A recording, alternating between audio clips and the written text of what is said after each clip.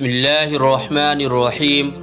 دوستوں، اللہ تبارک و تعالیٰ کے ایک ایسے نبی جن کو زندہ سمندر میں ڈال دیا گیا اور جن کو ایک بہت بڑی مچھلی نے نگل لیا، آپ نے ایسی کون سی غلطی کی تھی، یعنی آپ سے ایسی کون سی غلطی ہوئی تھی جس کی وجہ سے آپ کو کئی دنوں تک مچھلی کے پیٹ میں رہنا پڑا، اور آپ کتنے دنوں تک اس بڑی مچھلی کے پیٹ میں رہے، اور آپ نے کون سی ایسی دعا پڑھی تھی جس کی وجہ سے اللہ تبارک و تعالیٰ نے آپ سے اس آزمائش کو دور کر دیا، اور آپ کتنے دنوں کے بعد اس بڑی سی مچھلی کے پیٹ سے باہر زمین پر تشریف لائے۔ آج کی اس ویڈیو میں ہم آپ کو حضرت یونس علیہ السلام کے عجیب و غریب واقعے کے بارے میں بتائیں گے، اور ساتھ ہی اس خاص دعا کے بارے میں بھی آپ کو بتائیں گے جس دعا کو حضرت یونس علیہ السلام نے اللہ تبارک و تعالیٰ کی بارگاہ میں مانگا تو اللہ تبارک و تعالیٰ نے اس آزمائش کو آپ سے دور کر دیا۔ اس دعا کو جو بھی مصیبت کے وقت پڑھے گا تو اللہ تبارک و تعالی اپنے فضل و کرم سے اس کی تمام پریشانیوں کو ختم کر دے گا۔ دوستو، حضرت یونس علیہ السلام اللہ تبارک و تعالی کے ایک نبی گزرے ہیں۔ اللہ تبارک و تعالی نے اپنے نبی حضرت یونس علیہ السلام کو قوم بنی اسرائیل کی طرف بھیجا تھا۔ دوستو، یہ یاد رہے کہ قوم بنی اسرائیل وہ اکیلی قوم ہے جس کی طرف اللہ تبارک و تعالی نے سب سے زیادہ انبیاء کرام کو بھیجا۔ اللہ تبارک و تعالی نے حضرت یونس علیہ السلام کو نبوت عطا فرما کے عراق کے مشہور شہر نینوا کی طرف بھیجا تھا۔ اللہ تبارک و تعالی نے جب حضرت یونس علیہ السلام کو نبوت عطا فرمائی، اس وقت آپ کی عمر مبارک 28 سال کی تھی۔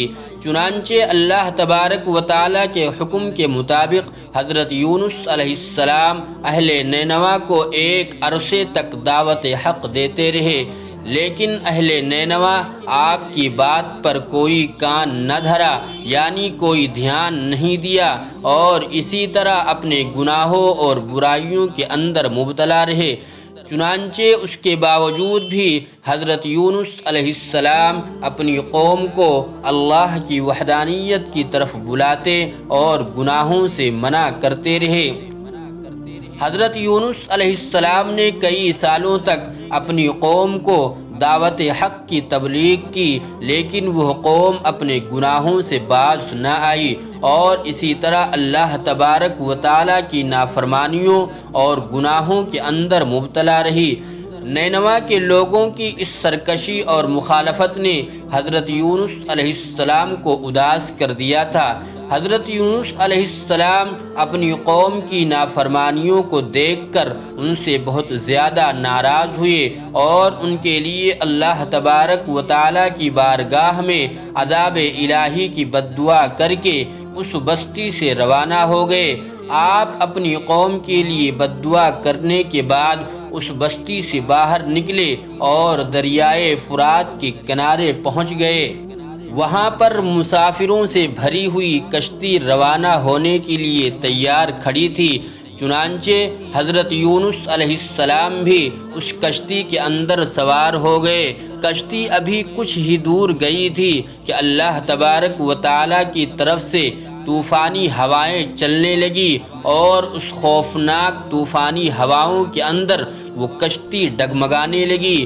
چنانچہ ان طوفانی ہواؤں کی وجہ سے کشتی کے ڈوبنے کا خطرہ پیدا ہو گیا۔ اس وقت کشتی چلانے والے نے اپنے عقیدے کے مطابق کہا کہ معلوم ہوتا ہے کہ اپنے آقا کا بھاگا ہوا کوئی غلام اس کشتی میں سوار ہو گیا ہے۔ جب تک اس غلام کو اس کشتی سے نکالا نہ جائے گا تب تک اس مصیبت سے نجات حاصل نہ ہوگی۔ چنانچہ کشتی چلانے والے یعنی ملاح کی یہ بات سن کر حضرت یونس علیہ السلام کے دل میں یہ خیال آیا کہ میں نے اللہ تبارک و تعالیٰ کی وحی کا انتظار کیے بغیر ہی اپنی قوم کے لیے بد دعا کر کے وہاں سے چلا آیا، اور شاید اللہ تبارک و تعالیٰ کو میرا یہ کام پسند نہیں آیا، اسی لیے یہ آثار یعنی سنکیت دکھ رہے ہیں اور یہ میری آزمائش ہے۔ چنانچہ یہ منظر دیکھ کر حضرت یونس علیہ السلام نے ان ملاحوں سے فرمایا کہ میں ہوں وہ بھاگا ہوا غلام جو اپنے آقا سے بھاگ کر آیا ہے، مجھے کشتی سے پھینک دو تاکہ یہ طوفان رک جائے۔ مگر اس کشتی میں سوار ملاح اور مسافر آپ کو خوب جانتے تھے اور آپ کو نیک انسان سمجھتے تھے، وہ لوگ آپ کی شرافت سے خوب متاثر تھے، چنانچہ ان لوگوں نے آپ کو کشتی سے پھینکنے سے انکار کر دیا۔ اس کے بعد پھر یہ طے پایا کہ قرعہ اندازی کی جائے اور جس کا نام قرعہ میں نکلے گا اس کو کشتی سے نکال دیا جائے گا۔ چنانچہ سب کی رائے کے مطابق قرعہ اندازی کی گئی۔ اس قرعہ اندازی میں پہلی بار حضرت یونس علیہ السلام کا نام نکل آیا۔ چنانچہ اس طرح حضرت یونس علیہ السلام کا نام دیکھنے کے باوجود بھی ملاح اور مسافروں کو یقین نہ آیا۔ اس کے بعد دوسری اور تیسری بار بھی قرعہ اندازی کی گئی، ہر بار حضرت یونس علیہ السلام کا نام نکلتا گیا۔ چنانچہ اس طرح ملاح اور مسافر آپ کو کشتی سے نکالنے کے لیے مجبور ہو گئے۔ اس کے بعد حضرت یونس علیہ السلام نے خود ہی کشتی سے چھلانگ لگا دی۔ اس وقت اللہ تبارک و تعالیٰ کے حکم سے ایک بہت ہی بڑی مچھلی نے آپ کو نگل لیا، اور اللہ تبارک و تعالیٰ کے حکم سے حضرت یونس علیہ السلام کو صحیح سلامت اپنے پیٹ میں محفوظ رکھا۔ حضرت یونس علیہ السلام اپنی قوم سے ناراض ہو کر اس بستی سے چلے گئے تھے اور 40 دن کے اندر اندر عذاب الہی کے نازل ہونے کے بارے میں بھی کہہ کر آئے تھے۔ چنانچہ حضرت یونس علیہ السلام نے اللہ تبارک و تعالیٰ کے عذاب کے آنے کے بارے میں جو بتایا تھا، ان کی قوم کو اس پر یقین نہ آیا۔ وہ لوگ کہا کرتے تھے کہ حضرت یونس علیہ السلام تو کہتے تھے کہ اللہ تبارک و تعالیٰ کا عذاب آئے گا، لیکن اب تک تو عذاب نہ آیا، نہ جانے وہ عذاب کب آئے گا۔ مگر کچھ ہی دنوں کے بعد اللہ تبارک و تعالیٰ کے عذاب کے آثار دکھنا شروع ہو گئے۔ چنانچہ اس طرح عذاب الہی کے آثار کو دیکھ کر وہ لوگ پریشان ہونے لگے اور ایک دوسرے سے کہنے لگے کہ حضرت یونس علیہ السلام کی بات غلط نہ تھی اور آپ واقعی میں اللہ تبارک و تعالیٰ کے سچے پیغمبر ہیں۔ چنانچہ ان لوگوں نے اللہ تبارک و تعالیٰ کی بارگاہ میں توبہ کی اور اللہ تبارک و تعالیٰ کی وحدانیت پر ایمان لائے، اور اللہ تبارک و تعالیٰ کی بارگاہ میں اس عذاب کے ٹل جانے کی دعا کرنے لگے۔ اس وقت اللہ تبارک و تعالیٰ نے ان لوگوں کی توبہ کو قبول فرما لیا اور عذاب کو ٹال دیا۔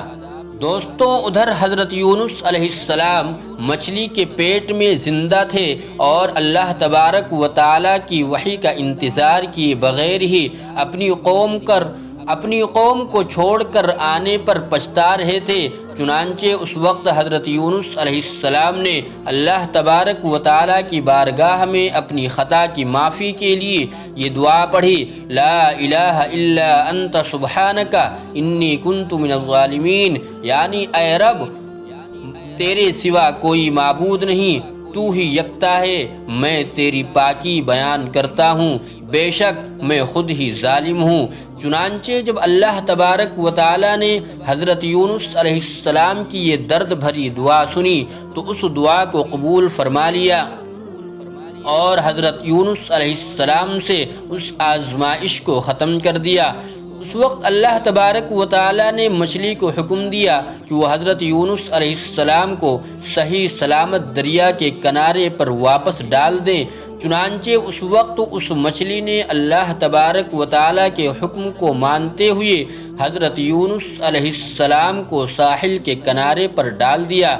اس طرح حضرت یونس علیہ السلام 40 دن تک مچھلی کے پیٹ میں رہے اور 40 دن کے بعد اللہ تبارک و تعالی نے آپ کو اس دعا کو قبول فرمایا اور اس آزمائش سے آپ کی نجات بخشی۔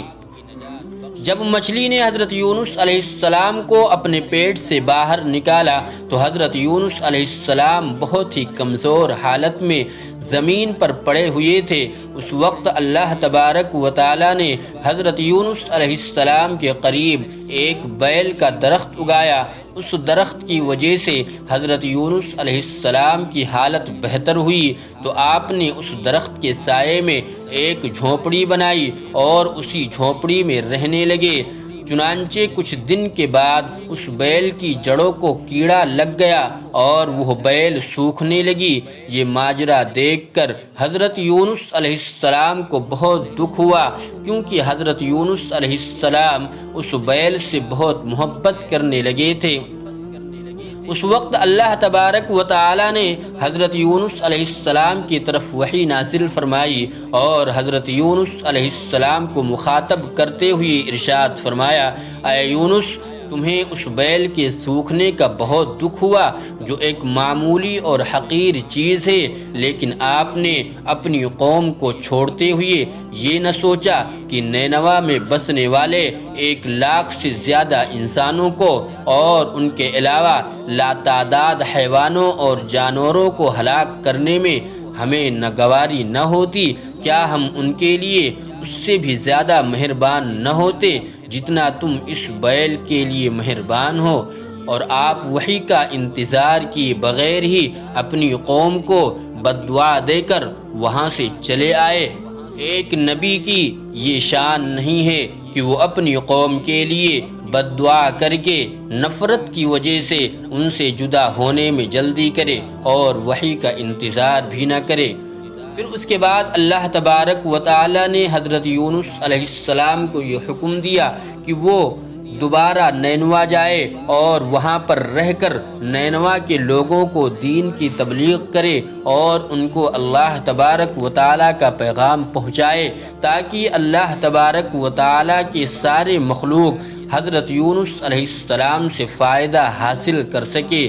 چنانچہ اس وقت حضرت یونس علیہ السلام اللہ کے حکم کے مطابق وادی نینوا میں دوبارہ تشریف لے گئے اور ان کی قوم نے ان کے آنے پر بہت خوشی کا اظہار کیا، اور پھر وہ لوگ حضرت یونس علیہ السلام سے دین سیکھنے لگے۔ اس قوم نے دنیا میں بھی کامیابی حاصل کی اور آخرت میں بھی، اور اس طرح اللہ تبارک و تعالی نے اس قوم کو بخش دیا۔ اللہ تبارک و تعالی سے دعا ہے کہ ہمیں بھی نیک اعمال کرنے کی توفیق عطا فرمائے، آمین۔